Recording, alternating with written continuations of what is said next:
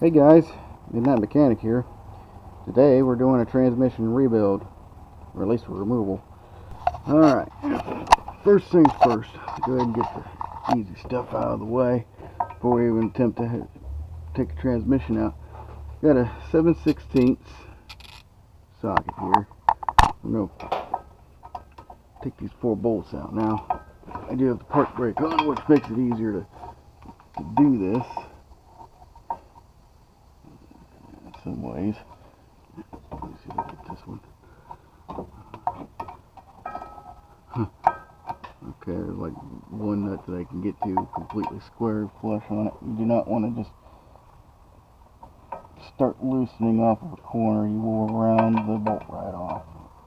So get in there. Okay, that feels... Ugh, no. Alright, let me switch wrenches. Alright, got them unbolted. Use 7/16 and some torque. You're going to need a lot of torque, so use the best wrench you got and a cheater pipe. Really get that apart. I put the bolts back in the holes so that way they can't get lost. Left these brackets up here so you don't lose those either. Now, stuck in another hang up. I gotta let the suspension down in the back because the drive shaft's got to be able to come out. And if it's up like this, it pushes the drive shaft forward into the transmission, or well, in this case, it would be the transfer case. So, because of that, let the suspension down and put it back up on jack stands. But you can use this frame tunnel here, rather nice. So you'll still be at the same height, but you won't be interfering with the suspension. So, be right back. Sorry I'm recording in such short bursts. I just don't want to have to run back and forth to save and then come back and yeah. Okay, to save yourself hours and hours and hours worth of hammering, go ahead and lower the rear axle as low as it can go and put the jack stands up there on the frame, both sides here, so the suspension is completely free in the back. But also, you don't have to hammer on it at all.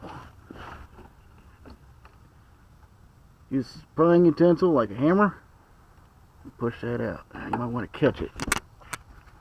Make sure your face is out of the way and just keep sliding the drive shaft up into the transmission and let it drop.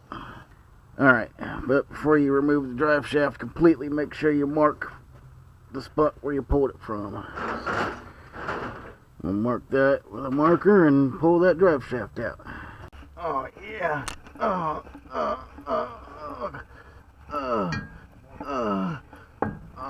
yeah. There are 215 drive shafts in 1999 Tahoe. That's one. Now, this spring right here came out along with this drive shaft. Not exactly sure if this applies to two-wheel drive models, because these shafts should be different to accommodate for the space that the transfer case is going to take up between it and the transmission. So this spring you don't want to lose. It came out of this hole right here. I'm going to tape it up with some tape. Well, some good tape. Alright guys, I'm going to make you 2001 and newer Tahoe owners a little bit jealous. Still got the exhaust mounted up here. And I don't think I'm going to have to remove that exhaust, because I know I can pull that transmission away from that exhaust and pull it back and do whatever I need to with it. This drive shaft here, I thought I'd have to move that exhaust. Nah, it comes right out. Got to remove the two steel bands. There's these little bands on there.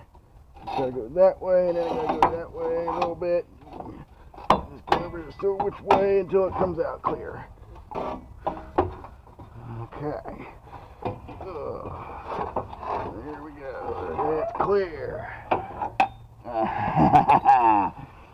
Oh man, did that save me a bunch of trouble. So the drive shaft's out now. I can see what's going on up here. This differential I don't have to remove because that's that's right above the engine. So here's the cross member. There's a few wires and shit that I can get to now, so I can start getting that undone. There's probably even more wires on the transfer case than there are on the transmission. In fact, I think they're... Hell, the only thing here is this part here. I'm going to either use a heat gun there. There's a way to remove this portion here. I'll take my gloves off, get the camera off so you guys can see this. There's a control box right there. That control box controls the transmission, of course. Okay, get this shifter module off. Put this back into first. So this is fully collapsed. So you don't break anything in there. And then you pull the clips off, all that stuff. This thing here, use a heat gun, or you remove that little nut right there. And take this entire thing off. I'd be careful though, because there is a what is it? A little burr on there that it can catch on. So you gotta clear that off. There's a little burr in here. Yeah, that's where it's at. There's a little burr in there. You have to clear that burr off, or else you can damage that thing. So just be wary of that. Some people might have already cleared that burr off. Maybe we'll be one of the lucky ones.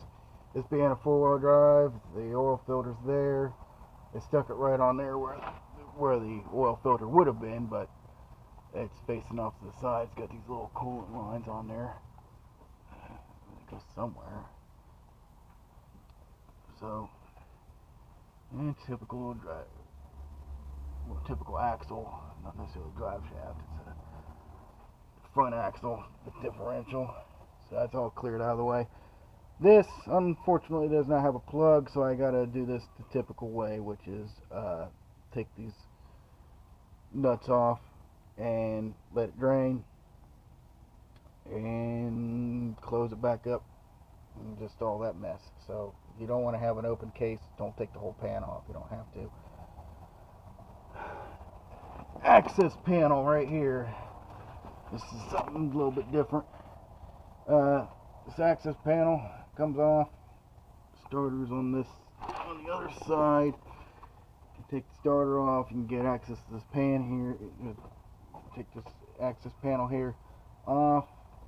You can get to the torque converter. Get those bolts out. Relatively simple stuff. Man. Bottom of the transmission is not bolted to the engine.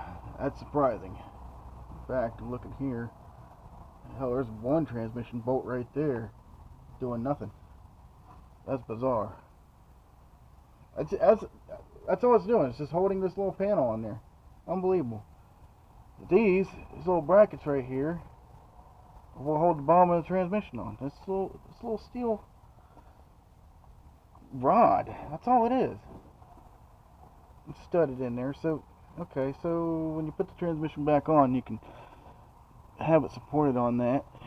It's being a 99, it shouldn't be an absolute top bolt. There's going to be these little side bolts back here. And then, they're studs. So that's nice.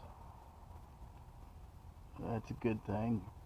Being studs means I can set the transmission on the stud and you know, get everything aligned where it needs to be once I put the transmission back up. Man, where did Chevy go wrong with all this convenient stuff to be able to get the transmission? Where did it all go? Okay, so that's that. So next thing is just wiring and hoses, few hoses that got the cooling lines. I might not be able to get to those until I lower the transmission down a little bit. So I still have to, yeah, and then there's some things on top of the transmission. I've still got to lower the transmission before I can get to those. Other than that, it's relatively easy. The cross member is bolted on, 4 bolts. It's like a big panel. It's placed in between here, so it's on top of this ridge here. on both sides. And it's a stud, so there's a top nut there that I gotta take off and then unscrews. So that's good. There's these torque nuts here. There's a nut on the other side, okay. There's a nut there. That's for the main transmission mount. And then there's bolts here, which are just bolted into the bottom of the transmission. So it's just on there 3 ways. That's cool. Alright, so let's get started.